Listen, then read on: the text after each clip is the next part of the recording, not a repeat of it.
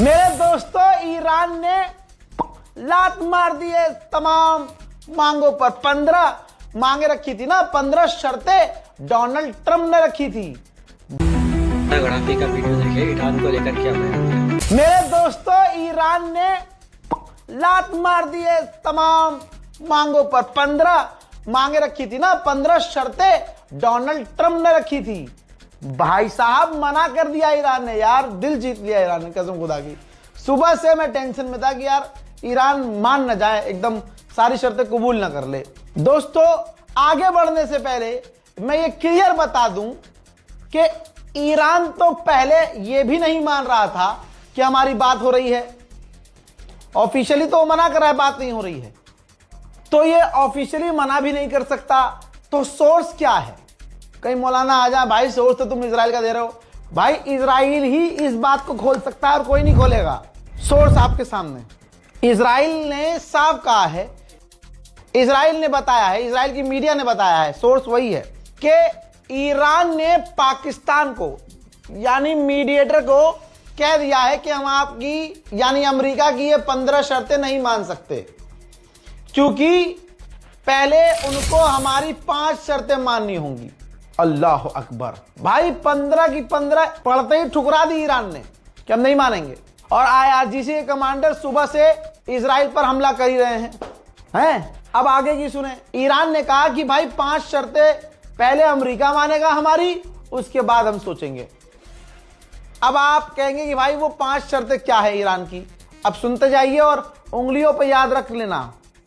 Iran की पहली शर्त है, गारंटी चाहिए हमें कि अब ईरान पर कभी हमला नहीं होगा, पक्की गारंटी। दूसरी शर्त है, हमले बंद हो, असैसिनेशन जो ढूंढ ढूंढ के हमारे लीडरों को कत्ल कर रहे हो धोखे से, ये बंद हो। तीसरी शर्त ये है कि अमेरिका और इजराइल के हमले में जो हमारे मुल्क में जितना नुकसान हुआ है वो सारा भरपाई अमेरिका करे। इसमें अगली शर्त, पूरे मिडिल ईस्ट में गाजा, फिलिस्तीन, लेबनान, जहां जहां जंगें हो रही हैं, जहां जहां अमेरिका और इजराइल जुल्म कर रहे हैं, अटैक कर रहे हैं, सब बंद हो जाएं। और अगली बहुत बड़ी शर्त है कि इंटरनेशनल लेवल की हमें मान्यता मिले कि स्ट्रेट ऑफ हॉर्मुज ईरान का है। समझ रहे हैं आप? ईरान ने अपनी शर्त। अब आपको बता दूं, ये लाइव अपडेट दे रहा हूं, तो बात ऐसी है कि आगे बातें ऊपर नीचे भी हो सकती हैं, क्योंकि इस वक्त पाकिस्तान बात करवा रहा है। पाकिस्तान यहां जाता है, फिर बात उनकी लेता है, फिर इधर आता है, फिर इनसे पूछता है, इनसे कहता है, इनकी बात लेता है। तो भाई इस बीच में हो सकता है 2 शर्तें ईरान ठुकरा दे, 3 मान ले, और हो सकता है ये 4 ईरान की मान ले, 5 ईरान की मान ले। अभी बात चल रही है, लेकिन पहला झटका जो दिया है वो ईरान ने दिया है। और पहली बार में ईरान ने 15 की 15 शर्तों को मतलब सुना ही नहीं, कह दिया भाई पहले आप हमारी शर्तें मानो, ये 5, उसके बाद आगे बात होगी, वरना हम कोई डील नहीं करेंगे। भाई डोनाल्ड ट्रंप को, किसी अमेरिका के राष्ट्रपति को इतना जलील किसी ने नहीं किया होगा जितना ईरानियों ने किया है। डोनाल्ड ट्रंप का एक बयान, जिसको मैंने आपको कल बताया था कि ट्रंप ने कहा है कि हमें बहुत बड़ा एक गिफ्ट मिलने वाला है, और वो गिफ्ट हमें मिल भी चुका है, बहुत जल्द आपको पता चलेगा। ईरानियों ने क्या किया, उस वीडियो को, उसके बयान को वो ऊपर लगाया और नीचे लगा दी एक वीडियो, और मिसाइल पर लिख दिया। मिसाइल पे क्या लिखा है? ट्रंप जिस गिफ्ट की बात कर रहा था कि उसे गिफ्ट मिलने वाला है, वो बड़ा गिफ्ट ये है, इसकी बात कर रहा था, यानी मिसाइल। हमारी तरफ से डोनाल्ड ट्रंप को सिर्फ ये मिसाइल है। आप समझे? भाई इतने गंदे लेवल पर किसी दुनिया के सबसे बड़े ताकतवर आदमी, जिसको लगता है कि वो सुपर पावर है, भाई कौन ऐसा पेल सकता है यार ईरान के अलावा? कोई नहीं है। जब से तू मिला ना, अपना तो आतंक ही खत्म हो गया है यार। भाई लगता है कि IRGC तुम्हारे भाई को देख रही है डायरेक्ट।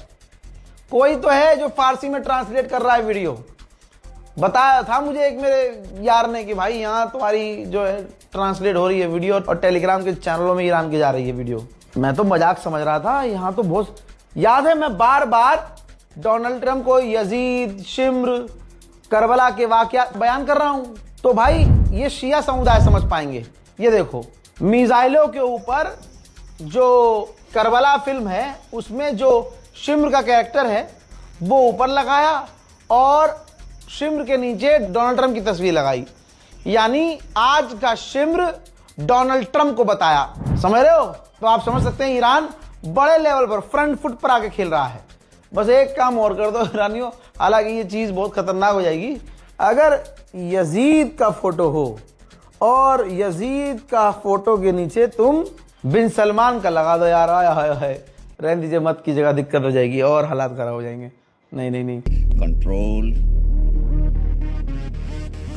उदय। अमेरिका के पूर्व डिफेंस मिनिस्टर ने कहा कि शुरुआत में जो आपने सुना, हमने सुना, हम जो मांग कर रहे थे और हम कह रहे थे 15,000 टारगेट ईरान में हमने हिट किए और डोनाल्ड ट्रंप अमेरिका ये मांग कर रहा था कि अनकंडीशनल, कोई कंडीशन रखे बिना ईरान सरेंडर करे और रिजीम चेंज कर दी जाए। तो इनमें से कोई बात पूरी नहीं हुई। जो आउटकम आया वो बिल्कुल उल्टा आया। इससे साफ लग रहा है कि डोनाल्ड ट्रंप अपने डिल्यूजन में था, अपनी ही दुनिया में था।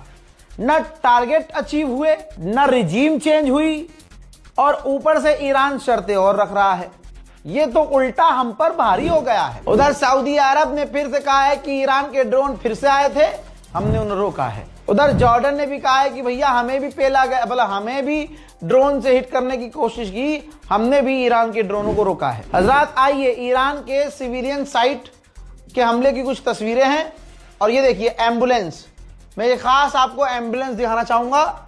एम्बुलेंस पर कौन हमला करता है सारी दुनिया जानती है भाई। वहां दर्जनों एम्बुलेंस थी, सिविलियंस जो इंफ्रास्ट्रक्चर है उन पर हमला किया, स्कूलों, हॉस्पिटल्स, आम लोगों के घर, उनको इजराइल ने, अमेरिका ने निशाना बनाया। लीजिए अमेरिका का कबूलनामा भी आ गया। अमेरिका ने माना है, ये देखिए खुद जारी किया है कि सिर्फ $1 बिलियन के तो एयरक्राफ्ट तबाह हो गए हैं 28 फरवरी से 25 मार्च तक। भाई एक F-35 स्टील्थ फाइटर जेट जिसको IRGC ने उड़ा दिया था, ठीक है, जिसकी कीमत है $110 मिलियन, 3 F-15E स्ट्राइक ईगल 3। भाई एक फाइटर जेट की कीमत है $90 मिलियन। ऐसे ही 7 टैंकर ईरान ने डैमेज किए, उड़ा दिए, जिसकी कॉस्ट $40 मिलियन है।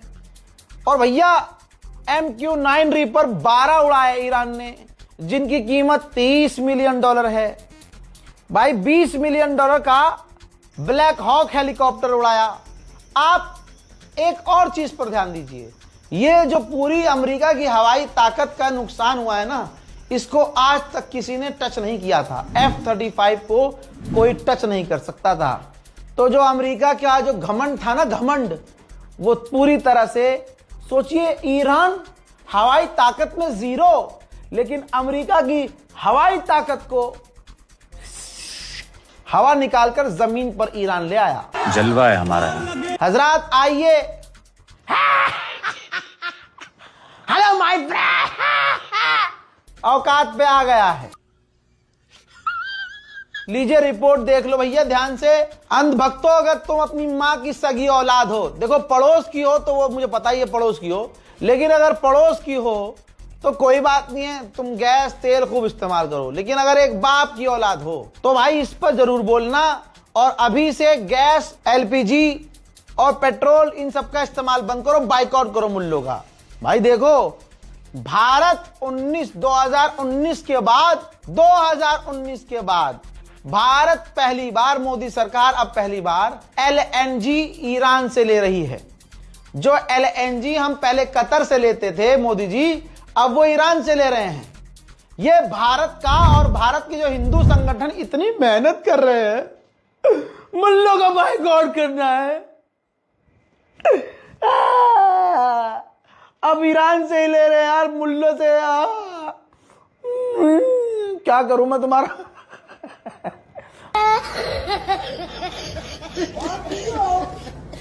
हजरात सोचिए वक्त ने इनके मुंह में कितना मूता है। अबे पेशाब पियो, खुश रहो।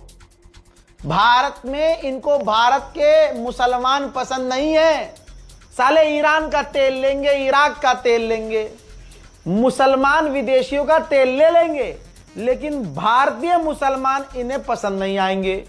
पिछले 15 दिनों में गद्दार भी इनमें कितने लेवल के हैं वो भी सामने आ गया है।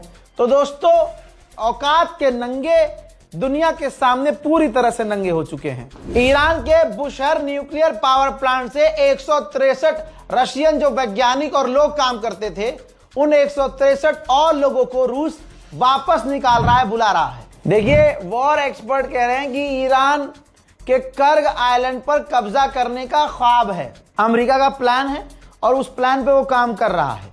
लेकिन दूसरी तरफ सच्चाई यह है कि कर्ग आइलैंड पर अमेरिका ज्यादा लंबे समय तक कब्जा नहीं कर सकता, क्योंकि ईरान अपने सिर्फ ड्रोन से उस पूरे आइलैंड को अमेरिकी सेना के लिए कब्रिस्तान बना सकता है। उधर सैटेलाइट इमेज से नजर आ रहा है कि ईरान का जो नेवल बेस था, कई ईरान के नेवल बेस हैं, अमेरिका और इजराइल के हमलों में डैमेज हुए हैं। ऐसा नहीं है कि ईरान का नुकसान नहीं हुआ है। हजरात मोहतरम, इस रिपोर्ट को शेयर कीजिएगा, इंतजार कीजिएगा मेरे अगले अपडेट का। ये अपडेट बहुत इंपॉर्टेंट था, शेयर कीजिए। जय हिंद। वीडियो अच्छा लगा तो लाइक और सब्सक्राइब